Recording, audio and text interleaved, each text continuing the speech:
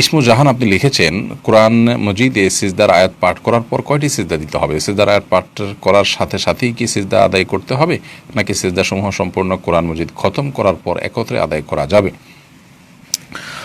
সিজদার আয়াত পাঠ করলে সিজদা দিতে হবে একটি, এবং আপনার সিজদার আয়াত যখন তেলাওয়াত করব সঙ্গে সঙ্গে আয়াতটা তেলাওয়াত করা শেষ হলে কোরআন মাজিদ তেলাওয়াত বন্ধ রেখে সাথে সাথে সিজদায় লুটিয়ে পড়াটাই হলো নির্দেশিত।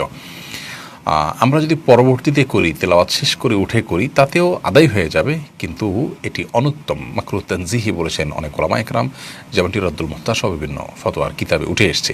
তো এই জন্য সাথে সাথে সিজদা করাটাই হলো উত্তম এবং ভালো। কারণ সিজদার যে আয়াতগুলো আছে, অর্থগুলো লক্ষ্য করলে দেখবেন যে সেখানে মূলত বিভিন্ন আল্লাহর নেককার বান্দাদের তৎক্ষণাৎ কোনো বিশেষ ঘটনার প্রেক্ষিতে সিজদা লুটিয়ে পড়ার বিবরণ আসছে।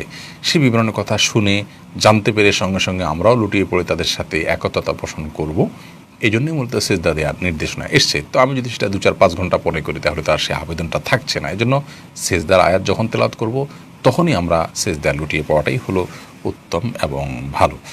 এরপর সুফিয়া বেগম আপনি লিখেছেন, মেয়েদের জন্য কি লাল টিপ দেওয়া জায়েজ আছে সৌন্দর্যের জন্য?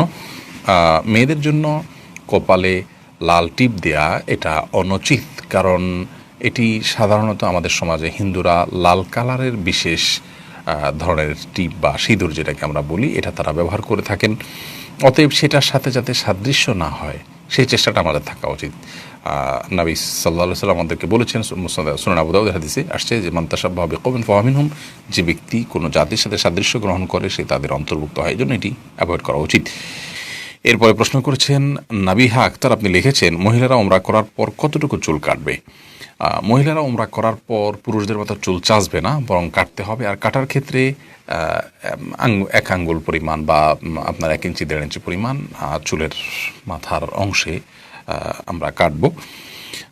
এর বাইরে আপনার মহিলাদেরকে অন্য কোনো কিছু করতে হবে না। এ হলো মহিলাদের উমরা করা সম্পর্কিত প্রশ্ন। এরপরে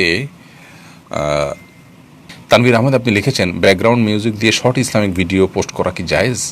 আজকাল অনেকে ব্যাকগ্রাউন্ড মিউজিক দিয়ে শর্ট ইসলামিক ভিডিও তৈরি করছেন, অনেকে ইসলামী সং তৈরি করছেন। মনে রাখবেন, এগুলোতে ব্যাকগ্রাউন্ড মিউজিক ইউজ করা জায়েজ হবে যদি মিউজিক শুধু বলতেই মিউজিক হয়, মূলত সেটা কোনো ন্যাচারাল কোনো সাউন্ড টাউন হয়, এসএফএস জাতীয় কিছু হয়, ন্যাচারাল কোনো কিছু হয়, তাহলে সেক্ষেত্রে সেটা জায়েজ আছে।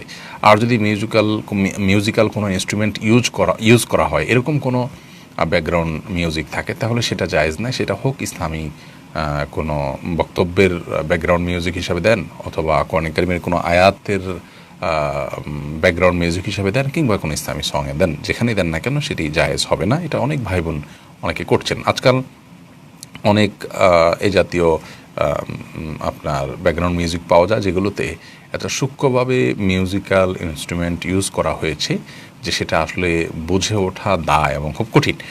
তো এগুলো আমাদেরকে খুব সতর্কতার সাথে শুনতে হবে এবং চেক করতে হবে। আল্লাহ তাআলা হেফাজত করুন। আখিরি জামানা হারাম কাজ মানুষ করবে হালাল মনে করে, এবং সূক্ষ্মভাবে হারাম কাজ হালালের সাথে মিশিয়ে দেওয়া হবে। এটা জটিল একটি জায়গা। আল্লাহ তাআলা আমাদেরকে হেফাজত করুন।